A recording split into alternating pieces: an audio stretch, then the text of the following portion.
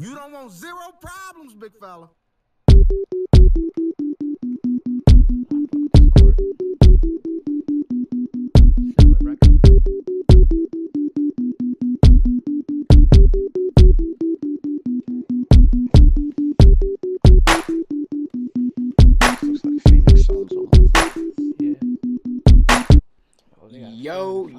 Yo, what's going on, guys? Nick here, bringing you another NBA 2K17 Pro-Am gameplay.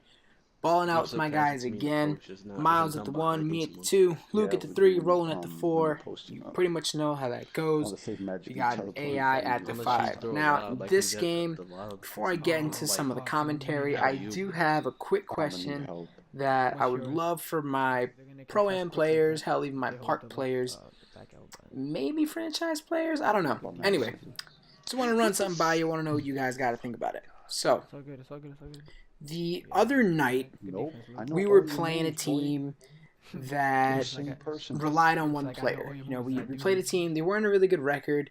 I think they were like 20 and like 35 or something like that. We beat them by like 30 or whatever. And there was one player on that team that was doing the damn thing. I'm not even gonna lie. I'll give the dude his credit. He had like 40 points. Like he was a shot creator, shooting guard. For whatever reason, we just could not stop him. You know, he was doing the damn thing. Anyway, he winds up joining our party during the very next game that we're playing. And by the end of the night, he eventually ran a game or two with us in kind of like a tryout. But me and Luke, specifically, Roland too, but more so me and Luke were talking. And this guy plays hero ball. You know, what we call isolation hero ball. You know, he's isolating every possession. You know, always trying to take the last shot, always trying to take shots and stuff. And, you know, I don't really mind it, but like we had him run with us. And we were in a pretty close game. It was probably the middle of the third quarter. It was like 45, 42, 43, some shit like that. And this guy he called for the ball. Well, let me preface it by saying I like the dude. You know, I like the way he plays. There's certain things that I'm not necessarily fond of, but I think if he runs with us a couple more times, I think we can kind of almost break him out of that cycle, I guess you would say. Anyway, so it's a close game in the third quarter, and he was at like 6 points, and he's like, "You guys can't leave me on less than 10. Like I can't have less than 10 points. Like let me get the ball. I can't have less than 10 points." So, you know, of course we gave him the ball to see what he would do, and he wound up scoring, I think, on that possession. But it almost kind of raised a red flag to me because, but it's also a product of the type of team that he played on. You know, he was the only person that was capable of having an offense, and I can say that with experience after playing against his team. You know, that was it. So I understand why his mentality is like that, because it's almost like he doesn't know any better. And like I said, I like the dude. You know, we played with him a couple games. He actually really helped us out big time in one game. And that game will be being uploaded to you guys pretty soon. We're starting to, video-wise, we're starting to get to we got some really, really good gameplays for you guys. We got games where I go off, where the team goes off, where I don't do shit, where the team comes back. Maybe we win, maybe we lose. Just really fun gameplays. So the question that I almost like am kind of asking you guys is, what is your take on that? About hero, that's what we call it hero ball. You know, isolation. You know, one man has the rock, tries to create. Like, do you think that is an effective way to have a serious team in Pro-Am? Me personally, I just feel like the problem was, you know, he's set in his old ways, and you know, he's playing on a team where we don't really have plays like that. We have a set that we might run, but we kind of have an offensive system.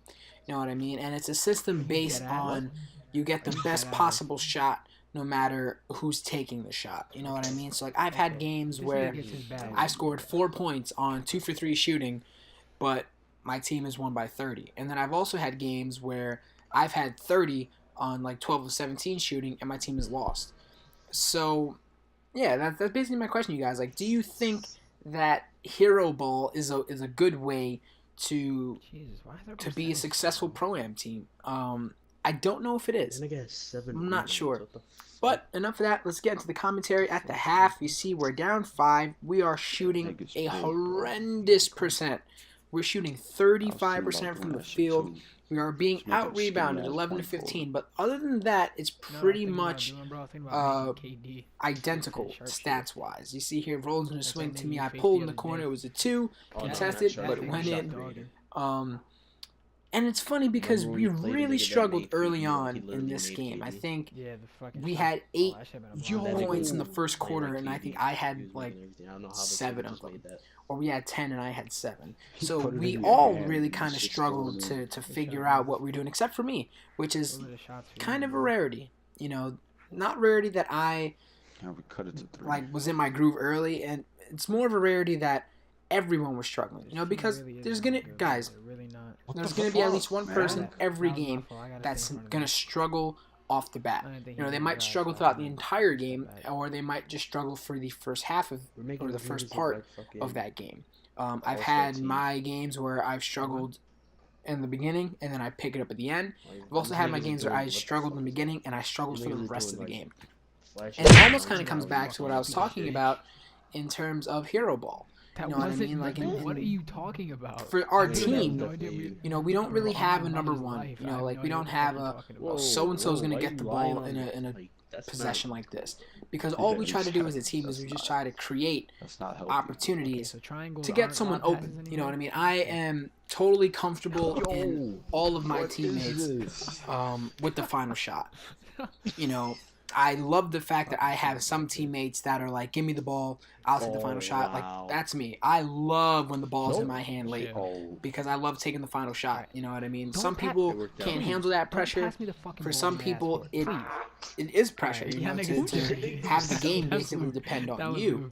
But like, I don't mind it. For me, it's not pressure. And so that's what it really was about with this guy. And, you know, I like the way he plays. He fit in well with us. He caught us in a weird time because as he joined and ran with us, we were in the middle of trying some new things. You know, we were working on some new sets. We were trying to figure out zone defense, which is good for us. Should we even play zone? And things of that nature. So he held his own. I'll give him his credit. He definitely held his own. I would definitely like to play with him a little more on the team, just because we kind of do have so many different lineups. Like one night it'll be Devontae and the rest of us, or it'll be George and Kevin. We just have a bunch of different lineups. So he clicked well with us, but he didn't play with Luke. You know, he clicked well with me and Rady and Devontae and Roland, and that was it. So if he could click with the rest of the team, I definitely would not mind having him on the team. So you see here, I basically have talked this entire game. We got under 4 minutes left in the fourth quarter. It's a close game. We're down 8, 52-44. And considering the fact that we played like absolute shit at the start of the game, I like the way we're headed. 52-46. We're down by 6. 3.5 minutes left to go. You see here by the numbers, I got 19 points. I'm shooting over 50%, which is good. The entire team started picking it back up. Luke has his badge. He's glowed up. The guys give me a lot of shit for saying that. Whenever one of us gets our grand badge in the middle of the game, everyone in the party will be like, glowed up, glowed up. So he gets rolling with the two-hand dunk. And just like that, we got ourselves a real close game. I'm going to fast forward a little bit, 2.5 minutes left. Luke is still glowed up. He's not anymore. Roland's still glowed up. I'm glowed up. 53-57. So I feel like at this point in the game, we just need one stop. You know, it's, a lot of times teams will get into close games like this in crunch time, and they're going to think about the long-term aspect of the game. Like, oh, we have 2 minutes to score X amount of points and stop them from scoring. That's not the way to approach it, I feel. The system that works for my team and I is we literally just try to take it one possession at a time. You know, there's no point in focusing on the 2 minutes and 2 seconds we have left when right now we're challenged with 24 seconds of trying to score. So Miles is going to swing it to the AI, which is very, very risky because the AIs are not good at scoring or they don't pass out. This time, though, the AI definitely helps us out. He makes a jump shot, 55-57, under 2 minutes left to go. That point forward right there was doing his thing, I'm not going to lie. But him and Luke had a great battle. They both went back and forth. Rolling with the rebound, swinging it to Miles out there on the break, two-hand jam, and we are tied at 57 apiece. We're going to skip ahead now, under a minute, 59-59. Real close game, especially considering the way it started. I feel like we have all the momentum in our favor. I feel like the guy I was guarding was a slasher, and he was okay. He wasn't anything special. I feel like, honestly, if I would have been a little more aggressive, the lead that they had wouldn't have been as high or whatever. You see here, he cuts to the basket, the point forward throws him to alley. Luke's going to swing me the ball. I'm swinging it back out to Luke. We got one possession here to tie the game up. 59-61. Miles in the corner. I thought Miles was going to pull it, decides not to. He's going to swing it over to me. I'm going up, two hands, and the jam. Tied the game. 12 seconds left. 61-61. Crunch time. This is exactly what I was talking about. There are some guys that will thrive underneath this pressure, and there are some guys that are just going to crack under this pressure. See here, they're saving the shot for the last few seconds so they can get the shot off. Step back, Miles with a good contest, and we are heading into overtime. 64-63 in overtime. And I honestly like our chances, even though we're losing. Look at that, Miles with the cut to the basket, and the AI just swings it to him right there. And like I was just saying, I really like our chances coming into this overtime. They go for an alley. The AI converts the alley, but the AI will miss wide open jump shots. So it's sometimes it's very, very frustrating. I put some of the party chat in here so you could probably hear how frustrated we got. But Roland goes right back at him with a one-hand jam. 67-66, under 2 minutes to go. This game was so intense, and it was also the third straight game where we went we had a really close game like this. So by the end of this game, we were all kind of worn out. Roland swings it to Luke, who puts a shot up. Doesn't look good, but it goes in nonetheless, so we'll take the 2 points how we can get them. Under 20 seconds now, it's 69-70. We're down one. Miles right there. Instead of going up, he swings it out to me like we were calling for it. I'm trying to create. I had the hot hand all game.